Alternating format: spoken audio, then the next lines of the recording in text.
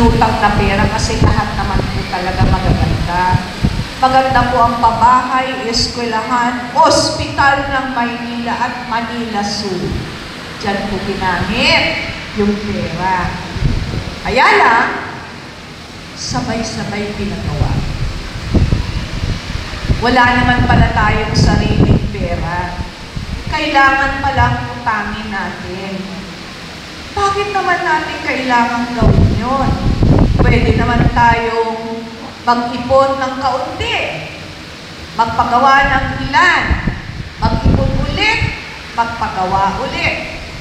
Kagaya ko ng ginagawa namin ngayon. Pero, nangutang tayo eh. Ano ba ang gusto nating patunayan? O baka naman, gusto lang natin magyabang, magmalaki, ipakita hindi lang sa Maynila, kung hindi sa buong bansa na pwede i-showcase ang Maynila. Ano ba ang tunay na dahilan bakit sa loob lang ng 2 taon kailangan gawin yan lahat ng sabay-sabay? Ano ba ang minamadali natin? Dahil ba agad tayong iiwanan? Gusto kong maging presidente. Gusto kong maging presidente. Gusto kong maging presidente. Hindi yung masamang mangarap. Lahat tayo nangangarap. Kahit po kami nangarap maging presidente ang isang tao. Pero hindi po namin pinangarap na mabaon tayong lahat sa utang. Mayor, bakit mo naman kami dinadamay? Ay damay-damay po tayong lahat. Kasi tayo ang nagbabayad ng utang na yan. Tandaan ninyo, halos lahat tayo nagbabayad ng buwis. Tama ho ba? Gusto ho ba nyo magtaas tayo ng amilyar, ng buwis? Gusto nyo? Siyempre, ayoko rin. Hindi ho kami nagtataas, ha? Hindi ho kami nagtataas. Nagbibigay pa nga kami ng discount, basta maaga magbayad. Nagbibigay pa kami ng amnesty dun sa mga hindi nakakabayad. At dahil nagtulong-tulong po tayong lahat, magandang balita. Sa loob lang ng 2.5 taon, nabawasan na po natin yung utang na yan.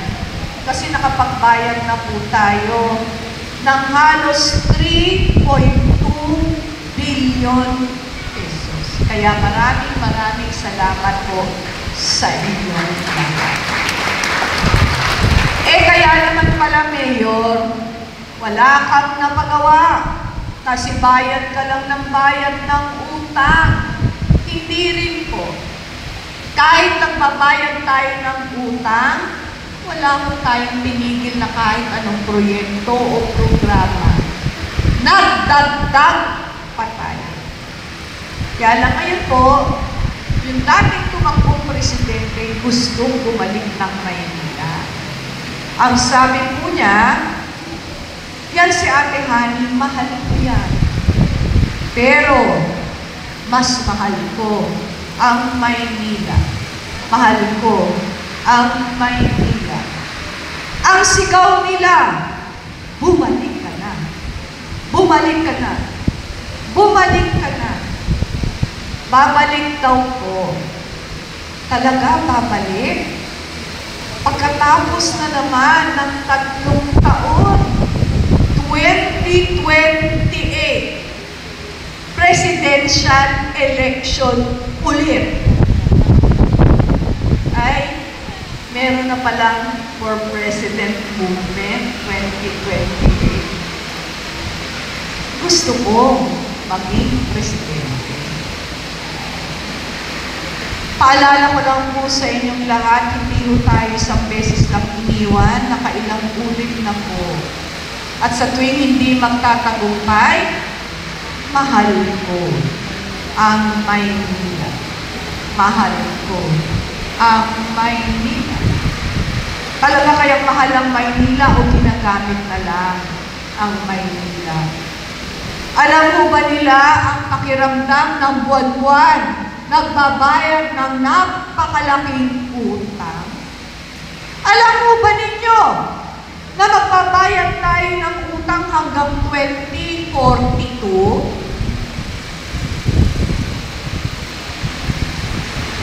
Alam mo ba nila ang pakiramdam na ngayon sa Maynila, kaliwat kanan ang nasusunugan? Alam mo ba nila ang pakiramdam na tuwing bumabagyo at nagbabaha, kailangan natin iligtas ang ilan sa ating mga kababayan? Hanapan ng matutulugan, pakainin, bigyan ng ayuda. Alam mo ba nila yun? Tapos, makakabasa ka pa sa Facebook na it's raining in Manila, hindi ka ba magsususpend?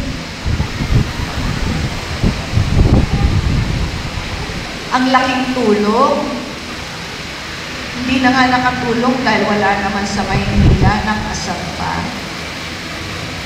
Tapos kami pang mga naiwan ng walang nagawa. Total, napanood ninyo yung video kanina. May didilingan lang po ang ilan. Pabahay.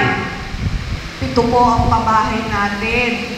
Yung 4 lang ang natapos, nakasama ako. May naiwan pong 3.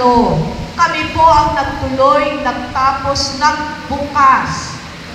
Yung pabahay po na ipinatupad dati, walang gustong magbayad. Bakit? Kasi renta lang sila ng renta. Anli upa, hindi ba na mapapasa kanila? Hindi ho yung pabahay. Ang tawag nun paupa. Ang pabahay po natin ngayon, rent to own. Habang nagbabayad ka ng renta buwan-buwan, matapos ang ilang taon, sa'yo na. Yan ang tunay na pabahay. Palupa. Nagbibigay po tayo ng lupa. Expropriation. Land for the landless program. Bumibili po tayo ng lupa. Hindi po tayo nagbebenta. Mahigit 700 pamilya na po nabigyan natin ng sarili nilang lupa. Sino mo dito ang sa DMCI ba yun? DMCI. Di ba ho padala sa inyo yung urban settlement? Magandang balita ba, nanay?